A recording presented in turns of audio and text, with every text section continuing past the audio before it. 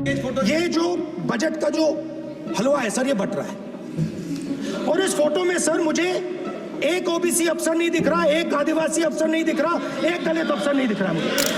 और ये हो क्या रहा है सर? सर देश का हलवा बट रहा है सर, और इसमें 73% का एक है ही नहीं सर। ये आप लोग हलवा खा रहे हो और बाकी देश को हलवा मिल ही नहीं रहा है। तो शिव की बारात होती है सर, शिव की बारात में कोई भी आ सकता है, किसी भी धर्म का कोई भी व्यक्ति आ सकता है, बारात में आ सकता है, नाच सकता है, गा सकता है, अपना सपना देख सकता है।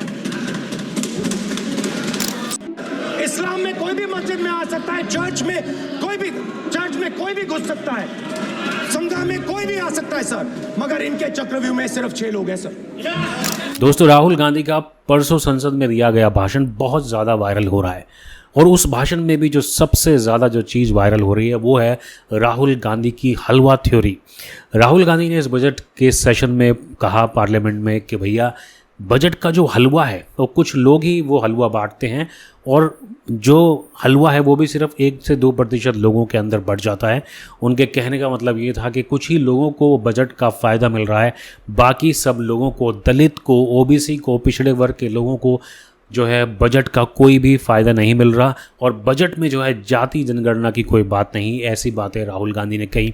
और जब राहुल गांधी ने ये हलवा थ्योरी प्रेजेंट की संसद में, तो उसको देखकर फाइनेंस मिनिस्टर निर्मला सीतारमण ने अपना सर पकड़ लिया, और उनका ये रिएक्शन जो है वो काफ़ी ज़्यादा वायरल हो रहा है।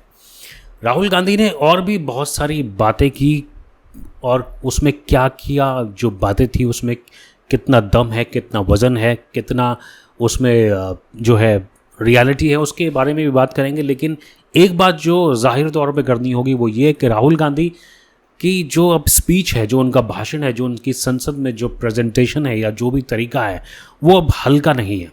उसमें काफ़ी वेटेज है, काफ़ी वज़न है, काफ़ी कन्विक्शन है। उसमें कितनी रियलिटी है, कितना क्रक्स है, कितना लॉजिक है, वो सारी चीज़ों के ऊपर हम बाद में आएंगे। लेकिन इतना ज़रूर है कि उसमें कन्विक्शन ऐड हुआ है, और जो सबसे ज़्यादा जो चीज़ ऐड हुई है, इम्पॉर्टेंट चीज़, वो है कि वो हिंदू माइथोलॉजी का भर भर कर प्रयोग कर रहे हैं अपने भाषण में।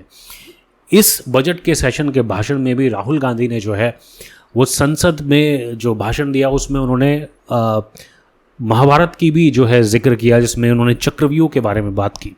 और चक्रव्यूह के बारे में जो बात करते हुए उन्होंने कहा कि जो बीजेपी के जो लोग हैं, इन्होंने, कुछ लोगों ने एक चक्रव्यूह बना रखा है, और इसका इन्होंने पैरेलल उदाहरण दिया शिव की बारात से। उन्होंने कहा जो शिव की बारात होती है उसमें कोई भी आ सकता है, कोई भी नाच सकता है, गा सकता है, चर्च में कोई भी जा सकता है, गुरुद्वारे में कोई भी आकर लंगर खा सकता है, किसी को नहीं भगाया जाता, और मस्जिद में भी कोई भी जा सकता है। लेकिन जो इनका जो चक्रव्यूह है, इसमें सिर्फ कुछ ही लोग हैं, और जबकि हमारा जो शिव की बारात है, जो मस्जिद है, मंदिर है, चर्च है, इसमें सब लोग जा सकते हैं।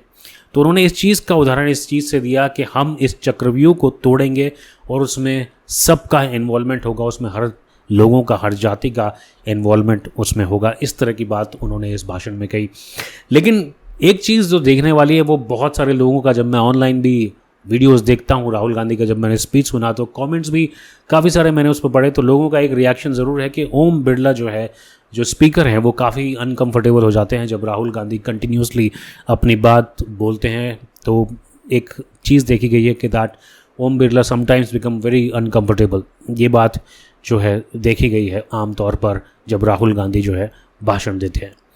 लेकिन राहुल गांधी ने एक बात और कही। राहुल गांधी ने एक बात ये भी कही कि जो बड़ई है, मैं उससे मिला था, उसने मुझे बताया कि मेरा दुख ये है कि जो टेबल मैं बनाता हूँ, लेकिन जो टेबल जो मैं बनाता हूँ, जिस शोरूम में वो टेबल रखी जाती है, मुझे उस शोरूम में जाने की इजाज़त नहीं है। लेकिन अगर इस बात को ध्यान से सोचे तो ये बात तो हर सरकार के जो है कार्यकाल में लागू थी।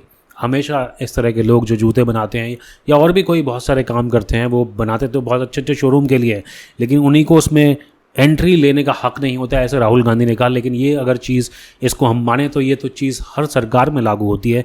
इसमें बीजेपी की या किसी और सरकार की कोई बात करना स्पेसिफिकली मुझे लगता है सही नहीं है। उसके अलावा अगेन राहुल ने इसमें भी जाति जनगणना का जो है मुद्दा उठाया। मुझे लगता है इस टॉपिक से वो इस टॉपिक को बुरी तरह पकड़ चुके हैं, इस टॉपिक को बिल्कुल भी छोड़ना नहीं चाहते। उनको लगता है क्योंकि ये जो जाति जनगणना का जो मुद्दा है जब इलेक्शन में भी उठाया था तब भी इससे कांग्रेस पार्टी को जो है फ़ायदा हुआ था।